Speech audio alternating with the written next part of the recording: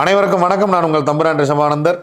அன்பர்களே, 19/9/2024 அருமையான குரோதி வருடம் புரட்டாசி மாதம் 3ஆம் நாள் மாகாலயபட்ச தோதியை. அருமையான ஒரு விஷயம் சாமி.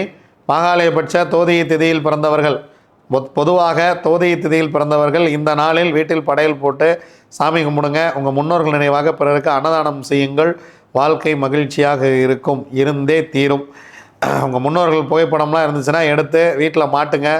நீங்கள் இந்த உலகத்தில் அவங்க கஷ்டப்பட்டு கட்டின வீட்டில் அவங்க ஃபோட்டோ கூட மாட்டக்கூடாதுன்னு ஜோசிக்காரங்க சொல்லி விட்டுறாங்க. ஃபோட்டோ தூக்கி அட்டால் மேலே வச்சிட்றோம். அதனால் உங்கள் முன்னோர்கள் புகைப்படத்தை எடுத்து மாட்டுங்க. கற்பூர தீபாராதனை காட்டாதீர்கள், அது மட்டும் முக்கியம் பார்த்துங்க. கற்பூர தீபாராதனை மட்டும் காட்ட வேண்டாம் அப்படிங்கிறத நான் தெளிவாக சொல்லிக்கிறேன். ஏன்னா ஆன்மாக்கள் பயப்படுகிறது. அதாவது தீப்பந்தம் முடிச்சுக்கிட்டு அந்த காலத்தில் நம்ம உடல் அடக்கம் செய்ய போனோம். காரணம் என்னென்னா, தீப்பந்தத்தை தீயை பார்த்தால் ஆன்மா நெருங்காது. அதான் விஷயமே. கோயிலில் தீமிதிகள்லாம் வைக்கிறோம் இல்லையா, உடம்புல ஆன்மாக்கள் இருந்தால் ரிலீஸ் ஆகிடும் அப்படிங்கிறதுலாம் அது ஒரு ஐதீகம்.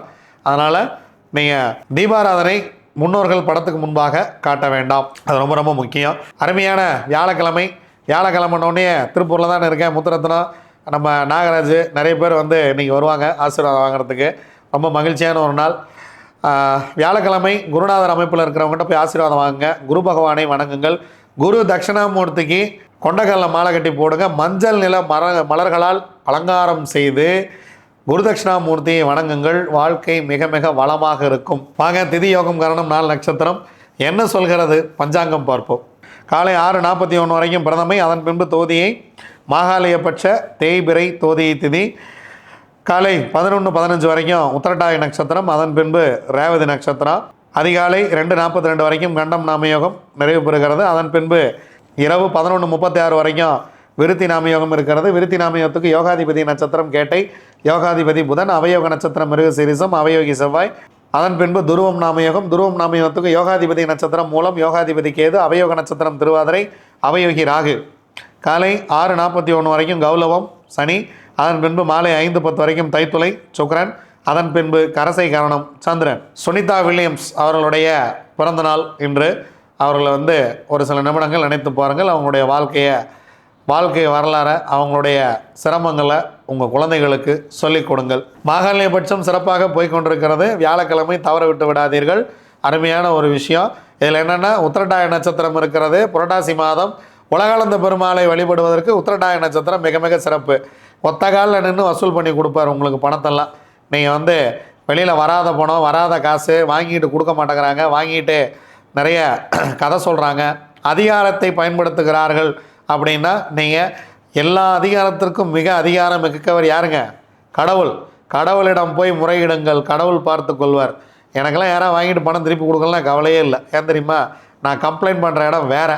உலகளந்த பெருமாள்கிட்ட கம்ப்ளைண்ட் பண்ணுவேன், அவர் வாங்கி கொடுத்துருவார் எனக்கு. அதனால் உலகளந்த பெருமாளை பிடிங்க, வாழ்க்கை ரொம்ப வளமாக இருக்கும்.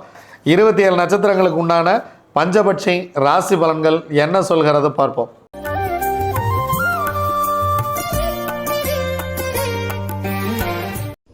அஸ்வினி, பரணி, கார்த்திகை, ரோகிணி, மிருகசீரிசம் உங்களுடைய பக்ஷி வல்லூர். முதல் ஜாமம் மிக சிறப்பாக இருக்கிறது. பொன்னான காலை வேளை. அரசியலில் தூங்குகிறது இந்த வியாழக்கிழமை.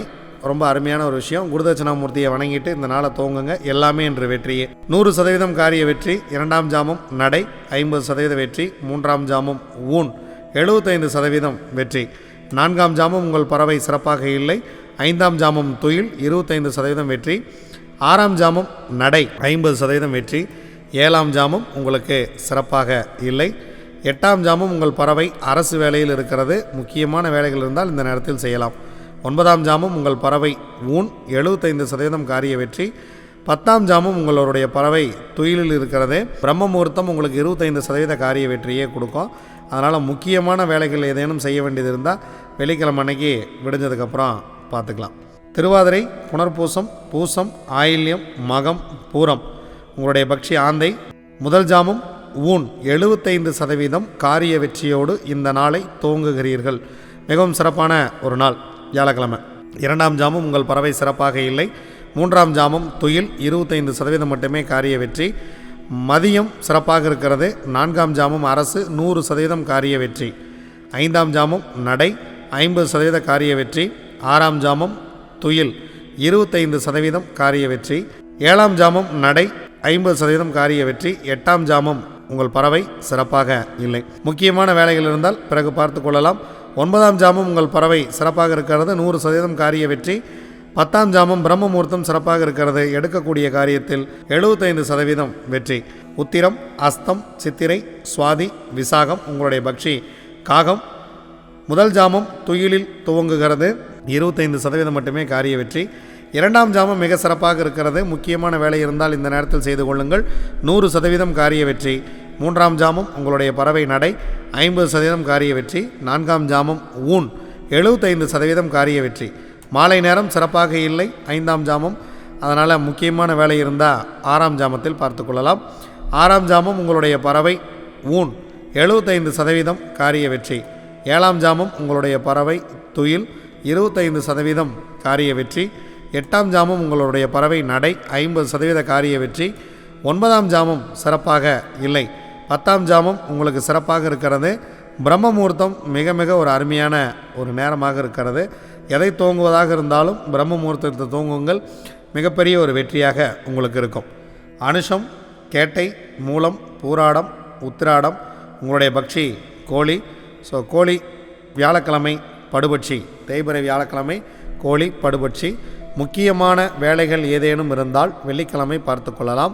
முக்கியமான சந்திப்புகள், முக்கியமான பேச்சுக்கள், முக்கியமான பண வரவு செலவுகள் இதெல்லாம் இருந்துச்சுன்னு அப்படின்னா, பணம் கொடுக்கல் வாங்கலாம் இருந்துச்சுன்னா நம்ம வெள்ளிக்கிழமை அன்னைக்கு பார்த்துக்கலாம். வியாழக்கிழமை அன்னைக்கு குரு தட்சிணாமூர்த்தியை வணங்கிட்டு வியாழக்கிழமை அன்னைக்கு பிறருக்கு உணவு கொடுத்துட்டு பிறருக்கு அன்னதானம் செய்து இந்த நாளை இறை வழிபாட்டோடு துவங்குங்கள், இறை வழிபாட்டோடையே நிறைவு செய்யுங்கள்.